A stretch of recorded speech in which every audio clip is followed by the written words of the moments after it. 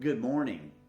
Welcome to our second to last day on our virtual pilgrimage to Israel.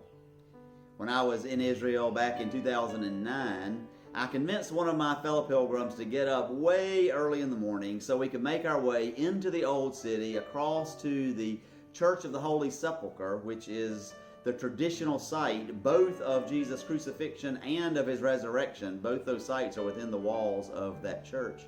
We had to be there at 5 o'clock in the morning in order to be there for when they first opened up the doors so that we could be among the first pilgrims in there.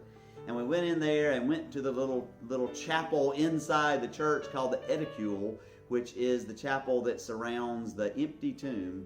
And we spent time worshiping there with the first worshipers of the day. And throughout the day, they have worship services in there. And we'll talk more about the Church of the Holy Sepulchre tomorrow. We went from there and walked over just maybe 2/10 or 3/10 of a mile, if that far, to the Wailing Wall, more properly known as the Western Wall, one of the most holy sites in all of Israel for Jews. And we'll talk about that a little more in a few minutes. And then we went from the Western Wall up the wooden ramp to the Temple Mount, where the temple originally stood, and now where the temple once was stands that Muslim building, the Dome of the Rock. And that gold dome has been the symbol of Jerusalem since the early 1000s. It sits over a rock, hence the name Dome of the Rock. Legend says that God created Adam on that rock, and that is where Abraham built the altar, where he almost sacrificed Isaac until God provided him with a ram to sacrifice instead.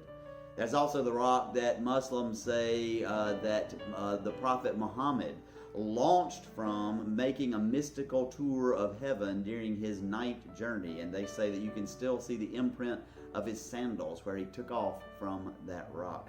And so the rock has a significance for Jews and for Muslims and also for Christians by association. The temple stood there before the Dome of the Rock, and there where the rock is now would have been the Holy of Holies. That sacred space only one person a year was allowed into, where the Ark of the Covenant would have sat right on top of that same rock that is still there to this day.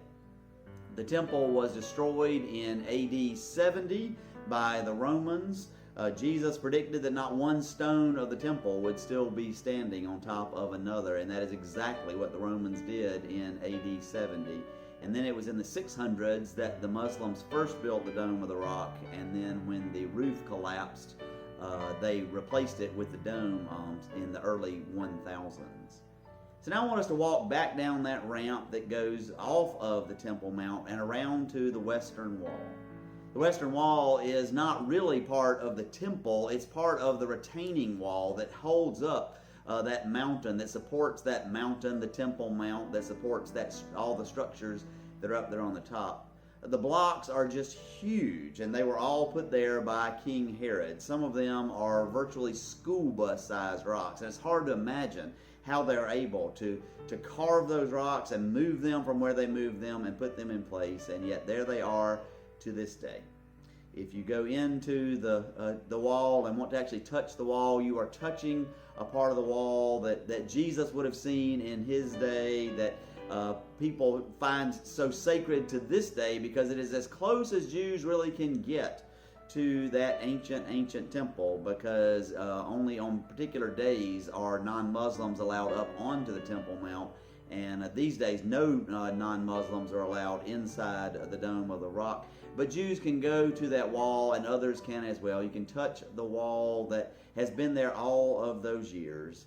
And for me, what is particularly significant is that you can write a prayer on a piece of paper and stick it in a crack in the wall. And every so often, the Jewish caretakers of the wall come and they pull all of those papers out, all of those prayers out. They collect them very carefully, and they take them over to the Mount of Olives and they bury them on the Mount of Olives, almost like burying seeds, asking God to care for and remember and answer those prayers. And it's just a wonderful service they provide to people of all faiths who choose to come to that wall and make their prayers, probably particularly to those who are Jews and make their prayers, but they don't discriminate between the prayers. I don't know that they even read the prayers. I think they just pull them out and take them and very reverently bury them. And I find that so beautiful and so wonderful. They are praying, of course, for the time to come when God will bring justice to all the world, when God will bring the new heaven and the new earth. It is a time that really all faiths look forward to, and much of the book of Revelation, in which we find so many images, come right out of the Old Testament, out of the Jewish sacred texts. And so on this day, as a way to celebrate our journey to the Western Wall, I would invite you perhaps to write a prayer that is from the very depths of your heart, and then maybe take it outside and simply bury it as a way of saying to God, I bury this as a seed, as a prayer, asking you to honor the desires of my heart, or to answer my prayer, perhaps turning my heart in the direction that you need my heart to be turned in, instead of the way that I prayed.